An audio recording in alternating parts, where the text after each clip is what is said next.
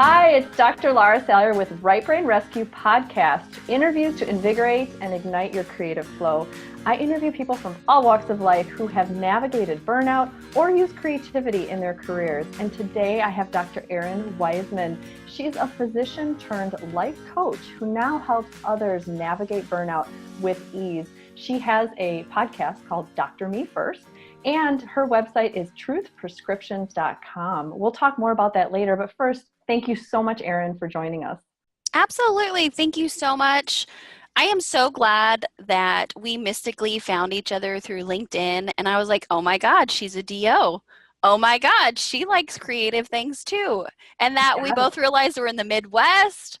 We are long lost friends, I'm pretty sure. Yes, absolutely. Kindred spirits, moms and runners, and I love what you do. And so tell me a little bit more about yourself and your family. Yeah, so I'm in Indiana, Southern Indiana to be specific. I'm family medicine boarded, and 2014 was the worst year of my life. Just absolutely horrible. I found myself graduating from residency, 2 babies at that time, starting in an employed private practice, and I was alone. I got out and thought, am I broken? What's wrong with me? I'd spent Yes. all this time, money, dedication. I mean, I pretty much donated the first couple years of my babies' lives to medicine. And then when I got out, it wasn't different, if not even a little bit harder. And so, Yes. of course, I'm a squeaky wheel. So I went to my administration. I was talking to my office managers. I was calling my med school girlfriends, anybody and everybody to be like, what is going on here? And everybody had their own opinions. Some people suggested I needed therapy or get on an antidepressant because, Erin, you've just been through a lot of changes. And I was pushed back on that because I was like, no, I cannot have gone through all of this and kind of summited this mountain and then realized I had no fulfillment. Yes. And I was starting to lose empathy for my patients. Yes. And my It's a fast slope. purpose was Yeah. gone.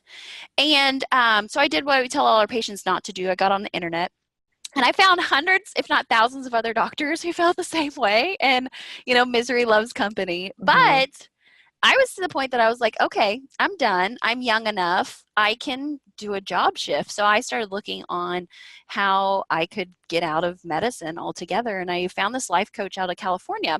And I started doing her program. But the more I was doing it and coaching with her, the more I realized medicine is in my heart. I am a created healer. And that's what I need to be doing in this world. And so I ended up staying in medicine, and I made some shifts. We can talk more about that as far as on the office setting and that sort of thing. And I started getting life coaching because I looked around the community and I was like, where are all the young female physicians who I know were all struggling? Where are them? Why are there no coaches specifically for us? So I became that person I because I love felt so that. passionate about it. So I've been doing Truth Prescriptions now for about 4 years. I coached specifically physicians and working moms who are battling the chaos and stress. And, nobody wants to say they're burned out, but, the statistics say that a majority of us are. We meet the Mm-hmm. criteria. We just don't want to say it. Yeah. And Yeah. that's And that's who I work with primarily. what I love about your style is you keep it real. I mean, I followed you. I'm a big fan of everything you do of putting out on social media, and you're really true. It is exactly what you say, truth prescriptions. You tell the truth, and that is what is going to help all of us get better. And burnout, like you have said before, is like a festering wound, and we need to, just like any abscess, right? Need to drain it, IND it, and get it out, expose it to air, and then start packing that wound and helping it heal.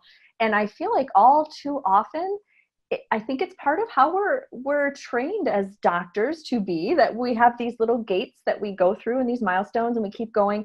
And like you experienced, we're always told it'll get better on the other side. It'll be fine. Once you're in residency, it'll be easier. Once you're in private practice, it'll be easier. Once A, B, or C. And then to look, like you said, at the summit of that mountain and go, wow, I'm here, and it still doesn't feel healthy. Was there one pivotal moment where you were like, I can't keep doing this and I am moving forward? Is there a memory that sticks in your head that Oh you feel my like God, there's sharing? so many because I am so hard-headed. Like it took 1,000 beats upon that my head to like be like, Erin, seriously. Um, One that I share a lot is I remember one evening coming home, like rushing to get all my notes done, get out of the office.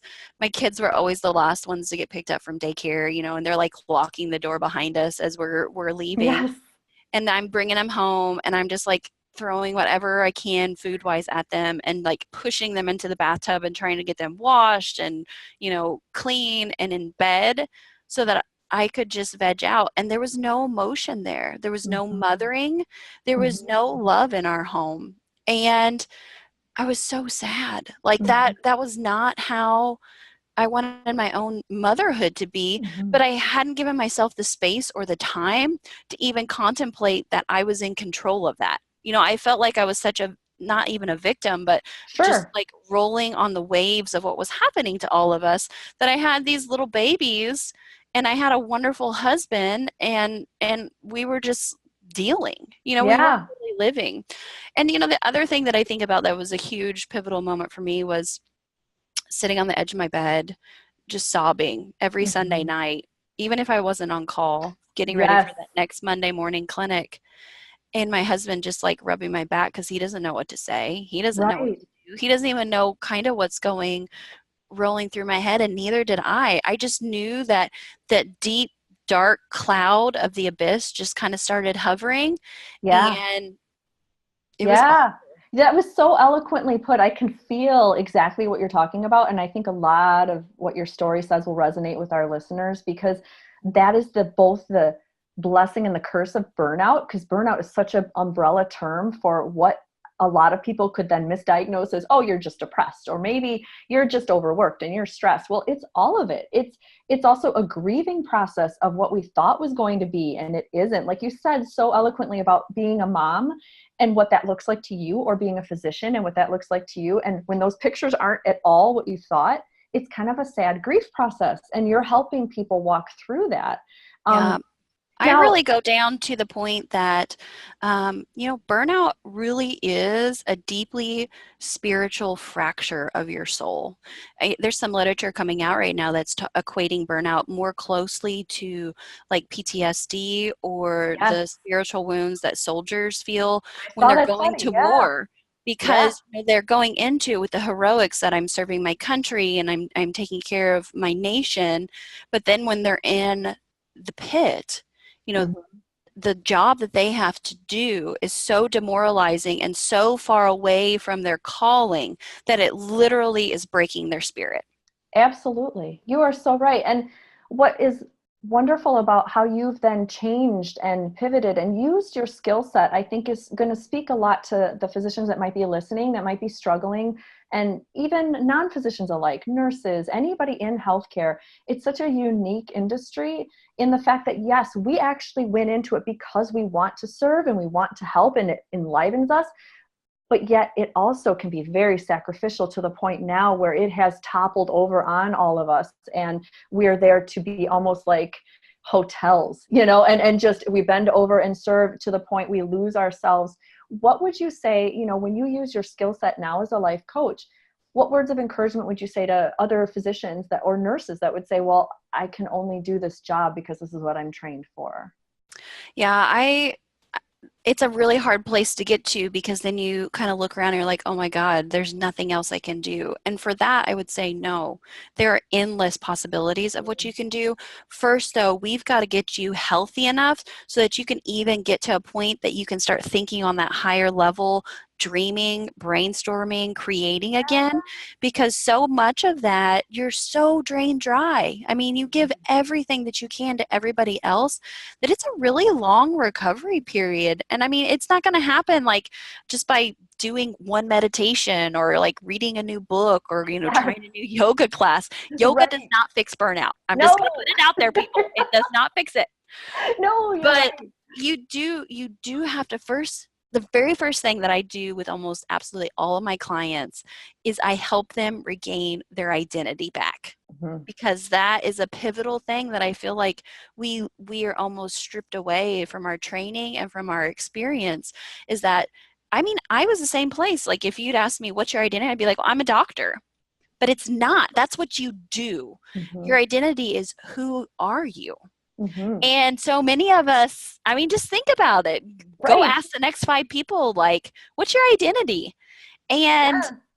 and once you work around that, and once you see like, oh, I'm Aaron, you Yeah. know, and you can go off of that in so many different adjectives, and then you can say, and I do, and Yes. then plug in I those love things. that you said that. Actually, I've read somewhere, and people that are more cosmopolitan than I, being a Midwest gal, when they travel to Europe, it's actually insulting to ask somebody, "What do you do?" Because they don't assimilate with their career. They feel that that's such a basic question and more frivolous that they don't start with that. Their opening question at cocktail parties is, "Well, what do you do for fun?" or "What's your passion? What's your hobby?" And I think that speaks more to our identity, is like you said, what is the life that you want to live, and how is that different than what you're doing now? What do you do, speaking of creativity, what do you do for creative fun? I know you have your retreats, you love the outdoors. I do. I love the outdoors. My quote right now that I'm kind of using as my mantra is, you can take the girl out of the wild, but you can't take the wild out of the girl. Love So it. I'm working on rediscovering that wild girl within me by having these retreats. I get out and hike and trail run as much as possible. And I started doing that as part of my kind of recovery plan from Nice. burnout, is I realized that I was exercising to fight against my body, and what I needed to do was to find movement that I can express with my body. So, as I Love told it. you before, I'm a big obstacle course runner. I love rolling around the mud. I love doing trail runs. Here in Indiana, we have quite a few rivers, so I love getting out and kayaking. Because I find, for me personally, I've got to like burn off that top 15% of energy so that Yes. then I can like plunge down into what's really going on. Because I truly believe like most of us are a little borderline ADHD. So we Right. really need to like get Yes. that off so Get that that Cocker we can, Spaniel exercised in us. Yes. yeah, and get that down. And so sometimes that means just hitting a trail and walking it. Sometimes that means there's a little more energy and I need to pick up the pace a little bit. Um, the other creative things I like to do is, I had actually picked up crocheting from my grandma when I was about 8 years old. Nice. And I thought it was so neat, the things that she could create just with yarn and how functional it was. And, we all had slippers or blankets or hats, that she had created. And as another thing, after I was kind of realizing, like, well, what's something I can do when the kids are just playing? I picked up a crochet hook again, and I Oh, I picked up love it. yarn. And actually, one of my huge projects that I just finished, it took me a couple of years to do, on my wall is this Oh, huge mandala that I I love did. mandalas. That's awesome. And so yeah, I like to write, but I think we all have that little like imposter syndrome in us that we're like, oh, it's not that good. But it is a creative outlet for me, and I actually really love poetry as well. Oh, that's Um, I beautiful. I like rhyming poetry. I don't Yeah. not so much. Mine has That's to all. rhyme, so I love doing that too. So that's a creative process for me as well. And just last night, even I was thinking about this leading up to this podcast recording today. My son was like, "Mom, will you sit down and play a board game?" So we played Monopoly Junior, and I just, you know, just the creative process of talking through the rules and how Yes, the money works, and like, well, what if I land on this space, and kind of a little bit of that gameplay. you are I right. really enjoy it, and it was a really special moment last And night for what I us. love is that you're defining creativity different, which is great. Everyone tries to put it into this box of poetry and music and dance. It's not all artistry. And creativity is simply something new, novel, or useful. And actually, it thrives. Those like alpha brainwave patterns of creativity thrive better when you're in a good mood. So, like playing a board game and laughing, or having like you said, like just exercising your brain to think of the rules, explaining it to your kids, and having fun and laughing, you get those dopamine highs, and it makes you more creative, and it tends to kind of ripple. And have you ever felt like, when you're either doing that or on the trail, have you ever felt that deep sense of flow state that Oh, they talk absolutely. about? Yeah. Absolutely. I was just working out this morning, and um, I had fallen off the wagon, so kind of getting back into my like lifting at home routine, not when I'm so much in the woods. And I was just doing like some kettlebell swings, and then it just all of a sudden like got real easy, and I just got light feeling, and my Yeah. brain started kind of going. And I mean, I'm still that very type A that I like know the count, so I'm still Yeah. counting my kettlebell swings. But I just even thought of that. I was like, oh, it's so nice to be back. Yes. Yes, exactly. It feels very healthy, and actually flow state is healthy. And do you feel like you miss it when you don't get in that little flow state Oh, I'm a total zone? bitch. Yeah, Yeah. when I don't, when I, yes, when it gets all plugged up and not good, Yeah. yeah, that's my husband's Low like, you need to go like constipation. run or do something. Go. We'll be Yes. fine. And Yes. honestly, how I found back into this world of creativity and flow is I went back to the question of what did you do as a child, Erin? I played Yes. outside, I ran, Yes. and I think that's really important for people to go back to. Yes, we are different, but there are some inherent things that we Hmm. truly value. And so if our listeners are sitting on the other side being like, I don't know what it is, I would just say, just go back to when you were a kid. What did you do that you lost so much track of time of that they had to like Yes. go out and track you down or come Oh find my you? gosh, it's almost like you're in the Right Brain Rescue whole course content, because I have a section on there where it's like excavating your inner creative spirit. And that's exactly it, is just taking a brief trip down memory lane. Like, what did you do that you lost track of hours? Was it jump rope? Was it, all these things can be kind of repurposed into something in an adult way, you know? It's one big one for me is when I got into college and med school, I stopped imagining. And Yes. that was something that I realize now that was a really huge part of my childhood. I am a total book dragon, and there are some of those literary characters that are still my friends to this day, I not in the love sense like I'm that. schizophrenic and have Yeah. multiple personalities, but that I identified with because of reading those books and the personality that those authors put into those characters, Yes. that I'm a huge YA reader even to this day still, and I will Love be it. unapologetic about it because I find so much inspiration from those people and going and reading and like really getting into it and going to a different world. I Yes. used that initially as like I said, 2014. I realized I hadn't been to the library in 6 years, like my public library. And so I started going back and I started rereading the books that I loved as a child.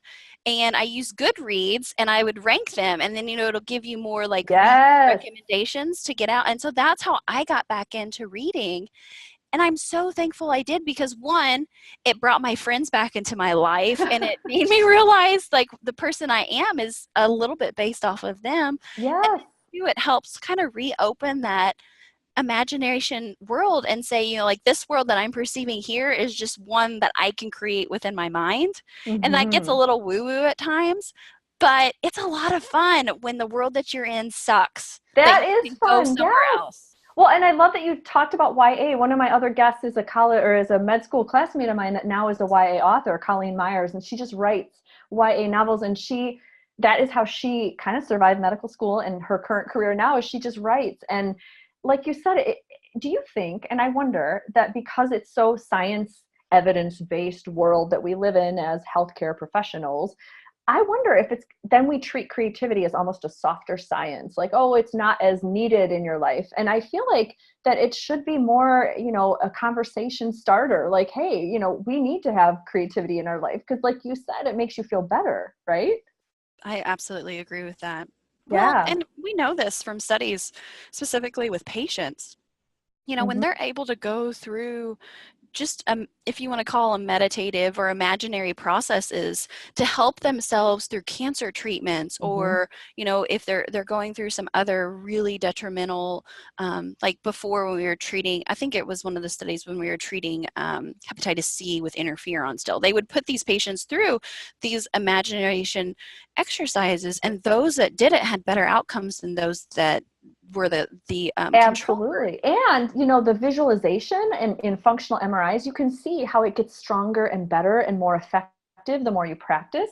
And like you said, the more you dip into that creative space, the easier it gets, and you can get right into flow. Do you find anything that you would advise somebody? Do you have a recipe? Like some people have certain things they need in place to get into flow state. Like for me, I can get into flow as a runner. So I have to have certain conditions, certain weather, certain gear. Do you have anything that you do that you're like, okay, I know I can get into my flow easier if I have these things?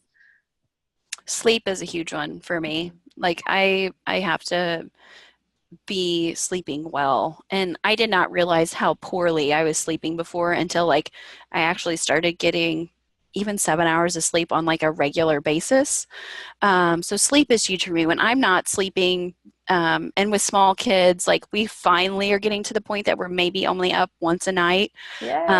Yeah. It's only taken 7 years, but we're getting Right? there. That's huge. And the life coach in me says, everybody really has to discover what that is for themselves. And you have to try, and you Mhm. have to like be like, nope, that didn't work. Or yeah, this works. Or maybe this worked this one time, but it's not going to be like the, and give yourself some grace as far as with that. But I know sleep is a big, I have to be rested. I have to have sleep. Mhm. I got to burn off that top layer of energy, no matter what it is, with some kind of physical activity, moving my body in some sort of way. Sometimes that's just like cleaning my house, like Yes. vigorously, like getting through that as far as with that. That's, Um, yeah, great. and then other things too is I have to have community. I have to have a sense of that I am surrounded, be it my family, be it my local friends, or my Mhm. online tribe, to know that if there's something going on, having those like little strings out into the universe to be able to tug Yes. on. And when I feel well supported like that, and those three things are going, then yeah, I feel like I can really get synced into flow and really get synced into creativity. And that's when it's really exciting, because those amazing things start to happen. Like, they always say the shitty first draft whenever you're Yeah. writing, like, but then your shitty first draft becomes like a marvelous first draft, and you're like, ooh, that's good. Yes, yes. So what advice would you give to younger residents or medical students or nursing students that are just beginning the process and they're hearing all of our sage advice on burnout and how awful it is and what to do? What would you say? Do you have any like vaccination recommendations I to do. prevent? So I always say, don't do it my way, kids. Don't wait until, like just think you're going to push through it. Because if you can deal with things on the front side instead of letting them simmer and burn for a couple of years, you're going to be much more healthier through it. So the thing I always push back and say is you always have control of your path. And it may not feel like that. Mhm. A lot of education is made to feel like you walk the line is your friend, when in actuality, that's not true whatsoever. So I think having found my voice now, I encourage other people to do the same. Now, you've got to do that with tack, and you've got to do it with a little bit of honey, because vinegar never attracts anybody.